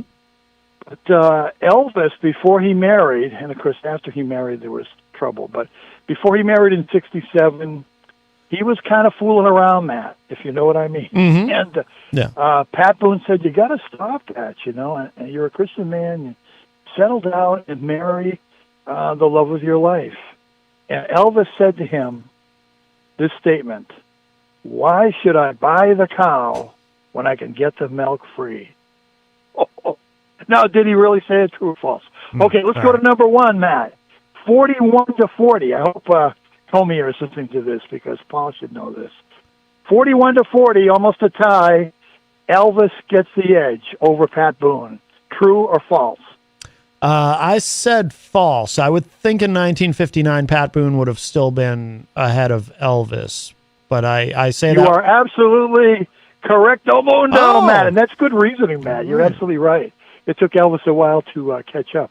Pat was ahead of him, 41-40. Okay. Number two, they both sang great, transcendent, metaphysical gospel music. I love it. I love them both doing that work. But I give for my personal love, I give the edge to Elvis. Yeah. No one sang gospel like Elvis. But anyway, but he wasn't going to church, and Pat said, come on, I'll introduce you to Rex Hubbard and Jimmy Swaggart and these people, and we'll get you back to church. And Elvis said, okay, I'll do it. True or false? I've not heard that story, but I'm going to say true. No, it's actually sadly false, Matt. Okay. Yeah, he never consistently, Elvis never, and you got to remember, too, that we didn't know it at the time. I certainly didn't know it at the time, and it wasn't published, but Elvis was already struggling with drug and alcohol abuse badly, and they were covering that up. So that one would be false. Okay, the final one, here we go. Elvis said to Pat after Pat kept, and they were good friends, by the way, right up till Elvis's death. Pat was devastated in '77, as was I and his fans. But Elvis came back with this remark: "Why, indeed, should I buy the cow when I can get the milk free?" True or false? I've certainly heard that expression, but I hope that Elvis wouldn't say that. So I said false. Oh, jeez. Oh, no. Elvis said that? Oh, that's... Elvis said that, yeah. Oh, that's disappointing. You know what's sad is... That's all right. You got 1 out of 3. Man, that's not bad. Hopefully your audience, they were participating in their quiet way. But, it's sad because Elvis, he married what appeared to be... I remember that. I was overseas at the time, but he married the love of his life, even though she was a lot younger. But after the birth of Lisa, I won't go into it all, but he did not show a lot of respect for his beloved. I'll just put it that way. Yeah. And I think that part of that was, he was what other entertainer was like Elvis? I mean, he was just metaphysical in his presentation. And he was a great actor, by the way, too. Mm-hmm. Though he didn't get the good roles. They kept rolling over these terrible movies ultimately, but King Creole and Jailhouse Rock, I mean, those are good movies. People don't watch them anymore, I don't think, but Elvis had everything going for him. So if he wanted, let me put it this way, if he wanted to date, even though he was married, he was dating, unfortunately. Right. So yeah, that's a shame. But I'll stop on that note. One band I always loved, Matt. I know you love Kiss, and I love the Beatles and the Beach Boys. Yeah. The Rolling Stones, and not that you don't like them. Yeah. But have you ever listened to the Flying Burrito Brothers? Do you remember them? Yes, I'm aware of them, and I know that I've heard them. But I've a number of people have mentioned to me over the years I should give them another look. I would agree with them, Matt. Yeah. They had of course Chris Hill, but they had Graham Parsons. That man was so talented and so creative. Yeah. And of course he had a thing going with Emmylou Harris for a while and helped her. But unfortunately, again, he died of a terrible drug overdose, and he's like 26 years old. Oh, But the way they harmonized, Matt. Yeah. They're like Poco, another group. Yeah. The early Buffalo Springfield, Yeah. And Beach Boys. They got that great harmony. They can slow it down. They can speed it up. And the musicians are just sophisticated as all get up. Yeah. All right. Well, I'll stop there. Happy Sacred Memorial Day. I got in trouble once when I said Happy Memorial Day to someone I respected a great deal. Yes. She was not happy. No, you learn a lesson. I remember that. I remember that story. Yeah, she was not happy with you. Oh well, doesn't always work out. To a war veteran, now she's going to throw a pie in my face. But we had our fun. That was the main thing, I guess. It was a long time ago. And we still respect each other. Good. That's good. All right, Matt. Love you. I'll let you go. My regards to Jenny and everyone. Keep up the good work. You're doing well. All right. Love you too. Bye bye. Bye bye, Jeff. Take care. All right, very good. That was my dad. That was Martin Connarton. Very good. A little trivia there. Boy, although I did, true or false, I did horribly on that. I only got 1 out of 3. Damn. Anyway, but that was fun. My dad, of course, is a veteran. He was a Navy SEAL. 603-250-6007 is a number. 603-250-6007. If you would like to get in with a call, we do have a little bit of time left. I do want to finish saying hello to everybody in the Facebook live chat. Very busy chat room today. Yardbird Blue Sky, who I'm pretty sure is from Greensboro, North Carolina, joins us in the chat and says, "Good afternoon, #Matt. We say to you from us, we are going to be performing soon as we can. Where's President Biden, we say?" Melanie had pointed out in the chat room that Sonny Bono, he died running into a tree. That's a reference to an analogy I made during the first hour involving the debt limit. If you missed it, of course, you'll be able to go back and hear it in the archive. We do archive all the shows at WMNHradio.org. Jenny said, this is regarding, we were talking earlier about how the House went home, Biden's going to Camp David, the House is already adjourned, the House of Representatives. Jenny said they should be locked in chambers until the work is done the New Hampshire way, damn it. Yes, they actually do that in the New Hampshire state legislature. They'll lock you in. They'll lock the doors if you have more to do. Yardbird Blue Sky says, we will hopefully you can check our Facebook like page. I'm right on it, Yardbird Blue Sky. Miriam is in the chat room. Tom Blanchard says regarding Erich's classic film review of Saving Private Ryan, Tom said, I love this movie. Yardbird Blue Sky concurs and says, awesome movie, we say. We will be watching is Retro Spectrum Radio with Pauly C at 8 p.m. Wonderful. Appreciate that. Crystal, our friend from the great state of Illinois, says, again, this is regarding the, everybody kind of going home for the weekend as the country sits on the precipice of economic disaster. Crystal says, when there are time constraints on legislation, that's exactly what they should do. No trips or time off. Get the job done or else you don't go home until it is. You'll see them responsibly compromise with each other eventually. Maybe even the extreme factors of both parties, or factions rather, of both parties, will have accountability on their BS by their peers, so will be less apt to hold up legislation if they know their own people will turn on them and won't put up with their antics. Well said. I agree, Crystal. I agree. Scott Robinson says, again, regarding Saving Private Ryan, this movie is definitely in my top 5 every time I see it on I Can't Change a Channel Ever. The most heart-wrenching scene in this movie was the German soldier they let go, and he came back and killed one of our soldiers. Crystal says, great job, Erich. Saving Private Ryan was a great movie. Jenny says, well done, Erich Pilcher. Joe Pilcher, who I believe is Erich's cousin, says, nice. Tom Blanchard says, so proud of our guys. Thank you so much.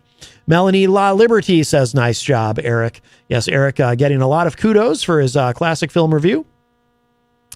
Queen City Cabinetry LLC, who of course is Mike from Queen City Cabinetry, says, good job, Erich. And yes, very popular segment on the program. And our friend Shannon is on the line. Hi, Shannon. Hello. Hello. Huh? I said hello. Okay. That's how you say it. Phones. What was I going to say? You just mentioned something about. All I heard you say was he came back and killed one of our soldiers. Are you talking about Chris Kyle? No. In Saving Private Ryan. Now, I haven't seen the film, but apparently there's a scene where they let one of the German soldiers go, and then he comes back and kills one of our soldiers. Okay, because the reason I say that, American Sniper, I believe, Chris. Different movie, Kyle, different thing. I mean, obviously that's a true story, Hmm? but yeah, no, we were talking about Saving Private Ryan. Okay. Yeah, a very good review. Yes, he does a wonderful job. But I think he's the one that started the Warrior program. Christopher Kyle. I'm not positive on that, but anyway. Okay. I got one thing you got to ask Pauly C. How come he didn't put Last Dance, Last Chance on? I don't know the name of the song. All I know is those words. Do you know what I'm talking about? Last Dance. Is that Donna Summer? It's a disco song, right? Last Dance, Last Chance. Yeah. Last Chance, Yeah. I know the song. He didn't put it on there, though. I was waiting for it. I thought you were waiting for the theme to Cagney and Lacey. Oh, I'll be waiting for that. Yeah. I while. think he's playing that tonight. AC/DC had covered that with Brian Johnson singing. Yes. Tonight's Brian. Is it a two-parter? Yes, it's a two-parter. Well, no, meaning this weekend, tonight, though, right? Just kidding. DJ Steve is in the chat room and says, hi, Shannon. Miss you. Hello, who? DJ Steve. Hi, Steve. Hi, DJ Steve. Yes, miss you too. He's in the chat room. He misses you. Did you guys have a thing? Yes, we did. Okay, very nice. How long were you together? Spill the tea. It was fun, and it was flighty, and it was fast, and it forever. You said it was fast? Oh, that's disappointing. Forever, though. Oh, Very nice. Yes. All right. But no, I don't want to screw everybody up. Everybody's eyeballs are going around their heads right now. But Mhm. heads up, full moon a week from today. So Yeah, but he was fast. that on top of prayers for everybody, you know. Yes. Boy, you're cramming a lot of ideas into a couple of sentences there, Shannon. But yes, I will ask him why he didn't play the theme for Cagney and Lacey or Last Dance. Okay, because I know sometimes you guys can't play stuff because of copyright infringements or something, right? Right. We're really not allowed to play anything Okay. because of Just that copyright white noise or- copyright infringement. So that's why sometimes it's just white noise. That's all we're allowed. Well, you know, and you should ask Erich the next time you talk to him. I had asked one of the girls at Creamland a few years back, I said, why did you stop playing the music? Mm-hmm. Why did they? She told me something about how, well, we can't play it because of copyright, blah, blah, blah. Well, the thing is, that does get a little tricky because if somebody from one of these music rights organizations like BMI or ASCAP, they actually have and by the way, people will think I'm making this up. This is not a joke. They actually have agents, for lack of a better term, that they send in undercover to places and bust them for not paying for the licensing to be playing music. Now, we are a radio station. We're a federally licensed radio station, Shannon. So I was kidding what I said about how we can't play anything. We can actually play whatever we want to. Yes, I know, but it was just weird going to Creamland and not having the speakers with the Right. oldies. Creamland, they cannot just play. Not only do they not have But a public... they did for how many years? Not only do they not have a public bathroom, they do not have permission to just play all this music. And apparently an end has been put to their chicanery. Yeah. They need to fill in that I don't know what it's called. It's not a driveway, the lot. The lot? Right in front of all the windows, there's Yeah. a gulch there. And when A it rains, gulch? there's puddles, Well, big ones. You could lose a small dog in that. that's not... why did that happen? Did you lose a small dog in the gulch? I did. I lost a very small dog, and it just floated right And away. it's in the gulch? It might still be there. Well, Have you searched? Have you ever been there? I've been there. Yeah. That's how I know they don't have a public bathroom. It's very upsetting. Yes. Well, 2 years ago, they didn't have the picnic table set up. I mean, they could just let people go in the gulch. No, yeah. The health department might not allow that, though. But, I mean, it is a gulch. Might as well put something in it. Well, yeah. I mean, there's water there already. Mm-hmm. Just add a little more. Yeah. Well, all right, Shannon. All right. You have fun tonight. Thank you. DJ Steve, Pauly, see everybody, Mike, and Jenny. Y'all have a nice weekend. All right, Shannon. Thank you for the call. Be Appreciate safe. it. All right. Bye-bye.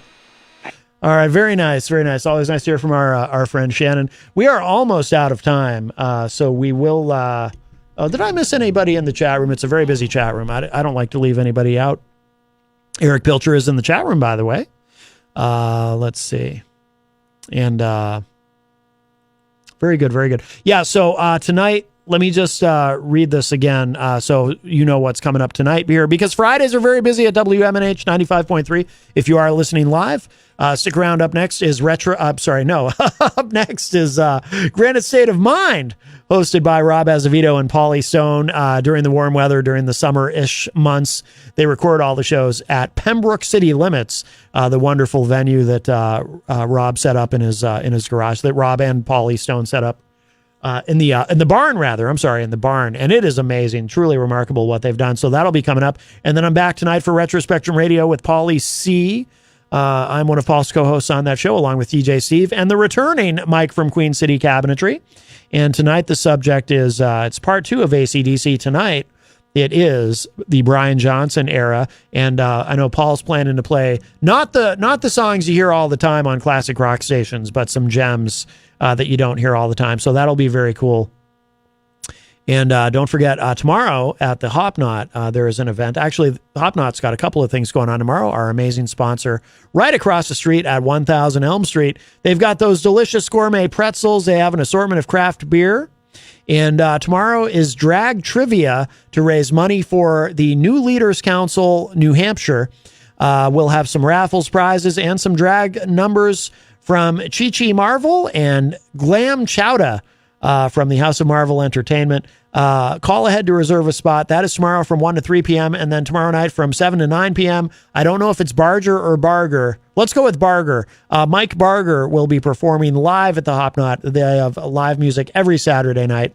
Speaking of music, we'll end the show with one more track from our friends Angry Joe and the Holy Socks. And thank you again to Joe from Angry Joe and the Holy Socks for Skyping in earlier. Thank you, of course, everyone who called today. Thank you, Erich Pilcher, for another wonderful classic film review. We appreciate it very much. Great job. If you missed any part of today's show, it will be up in just a little bit at WMNHradio.org and at my website, mattconnarton.com. Everyone, please have a safe and happy Memorial Day weekend. The roads are going to be busy, so be careful out there. And we'll leave you with this one more track. The song is called Halfway, and this is, of course, from Angry Joe and the Holy Socks. To close out today's Matt Connarton Unleashed, we'll talk to y'all. Well, I'll talk to you tonight on Retro Spectrum Radio, of course. Otherwise, on this show, we'll talk to you on Tuesday. We'll be off on Monday for the holiday. So talk to you next week, and hopefully the next time we speak, there will be a deal in place and there will be voting happening, and we will have successfully averted an economic collapse. But we'll see. That's the adventure of it all, isn't it? All right, this is Halfway from Angry Joe and the Holy Socks to close out this week's, or this Friday's, today's, whatever, the week of Matt Connarton Unleashed. I'll talk at y'all a little bit later. Bye, everybody.